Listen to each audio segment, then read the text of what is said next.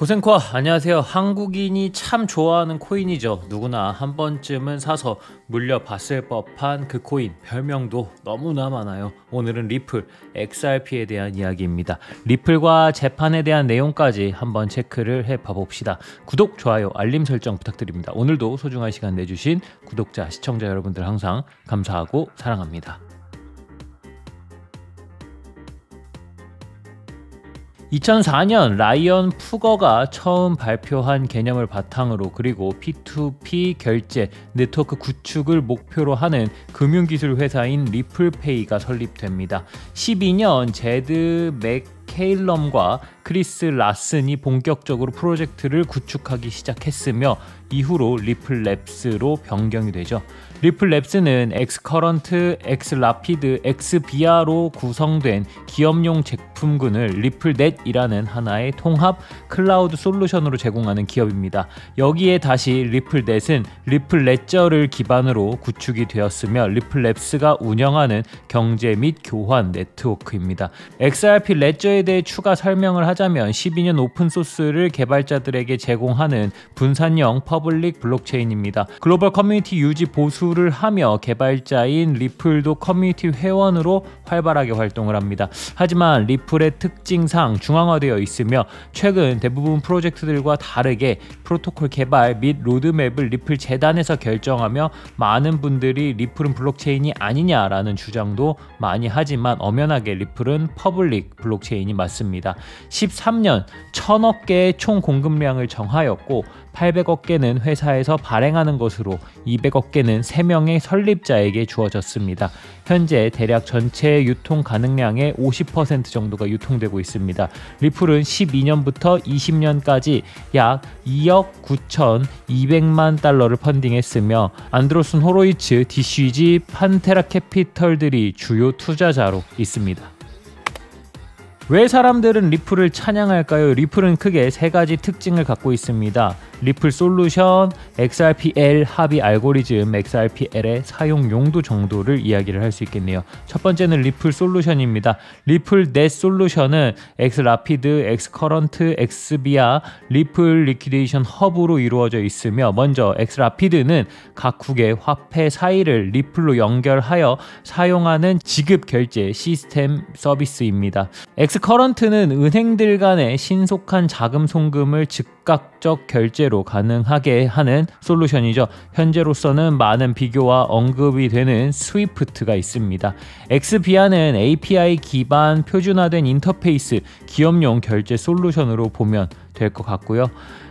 리플 리퀴디드 허브는 기업의 고객을 위해 어떤 자산이라도 공급자를 찾을 수 있도록 도와준다고 생각하시면 될 것 같습니다. 간소화된 API를 제공하여 최적화된 가격 정책 및 스마트 라우팅 서비스를 기업에게 제공하는 원스톱 샵이며 작년 11월 공개, 올해 중으로 정식 버전이 런칭될 예정이고요. 두 번째는 XRPL 합의 알고리즘입니다. 이는 POW나 POS와 같은 합의 알고리즘이 아닌 RPCA라는 리플 자체적인 합의 알고리즘을 통해 자체 네트워크 합의를 만들었습니다. 이러한 자체 알고리즘 덕에 XRPL은 TPS가 1500까지 나오게 되어 있으며 우리에게 친숙한 빠른 전송용 코인으로 자리 잡을 수 있게 되었죠.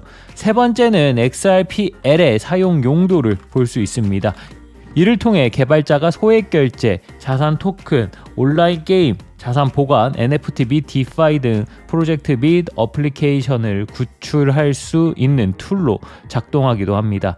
리플이 리플레저 메인넷에 EVM이 호환되는 사이드 체인을 내년 초 도입할 예정이기도 하기에 매우 중요하다 볼 수 있습니다. 리플사는 CBDC 솔루션을 출시하기도 하는데요. 21년 9월부터 부탄은행과 협력을 통해 CBDC 시범 사업을 도입하기도 했죠. 결국 CBDC 시발 주자는 리플이 아닐까 싶네요. 리플 듣다 보면 너무나 괜찮은 코인입니다. 하지만 이런 리플의 가격 상승에 항상 발목을 잡았던 인물이 있습니다. 바로 리플 회사의 전 CTO 출신이자 현재 스텔라 루멘의 창시자 마운트 곡스의 창업자인 제드입니다. 13년 말 제드는 회사의 비전에 대해 내부 분쟁으로 리플을 떠나 스텔라 루멘을 창립하였고 12년 약 90억 개의 XRP를 받아 리플을 떠난 후 8년 동안 꾸준하게 XRP를 매도하였습니다. 22년 7월 19일을 마지막 매도로 하였네요. 현재 제드의 지갑은 폐쇄되었으며 이는 전체 유통량의 18.6%나 되는 엄청난 금액입니다. 리플의 가격적 상승에는 항상 제드의 판매 이슈가 있었습니다. 하지만 리플은 애초에 가격 변동이 왜 존재하는 것일까요? 사실상 리플은 스위프트와 같은 기존 통화 결제 플랫폼입니다. 다른 디지털 자산보다 빠르고 저렴하면서 확장까지 가능한 기능을 갖고 있는 것이 특징이죠. 그래서 국제 송금 네트워크인 ODL에 사용되기도 하는데요.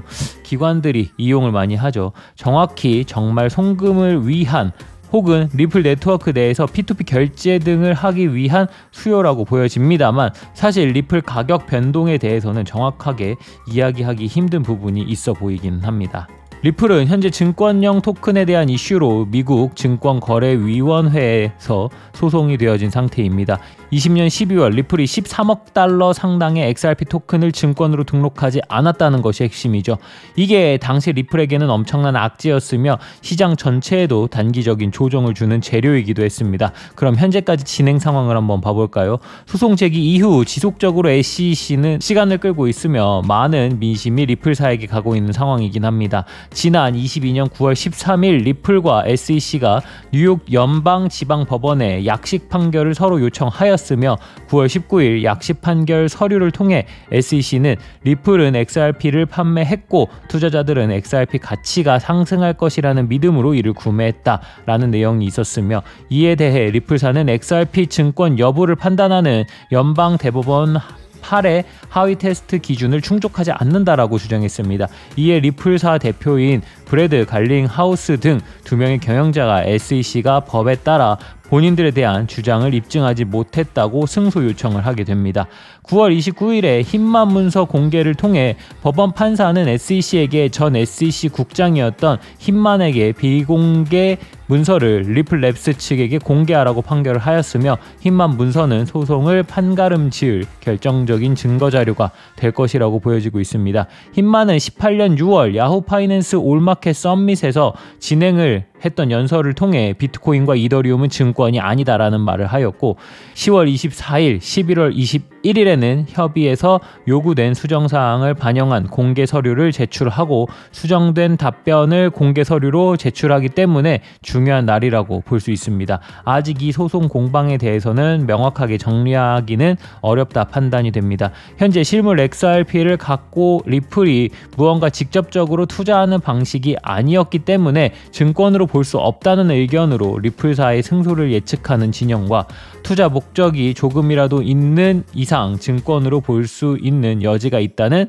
SEC 쪽 승소를 예측하는 진영, 그리고 판결 자체가 미국 자체 법이 폭넓게 적용이 되고 있어 판결 결과는 예측하지 못하겠지만 리플 판결로 인해 앞으로 많은 토큰들에 대한 증권 해석이 변할 수 있다는 진영, 이렇게 3가지 정도의 경우의 수를 생각해 볼 수 있어 보입니다. 자, 오늘은 여기까지. 리플에 대한 이슈는 너무나 예전부터 지속되어 있었습니다. 소송에 승소하며 과거 리플이 이끌었던 상승장이라는 단어를 떠올리게 만들어 주었으면 좋겠네요. 모든 구독자, 시청자 여러분이 경제적 자유를 얻어 페라리를 사러 가는 그날까지 코인 생존기는 계속됩니다. 쭉.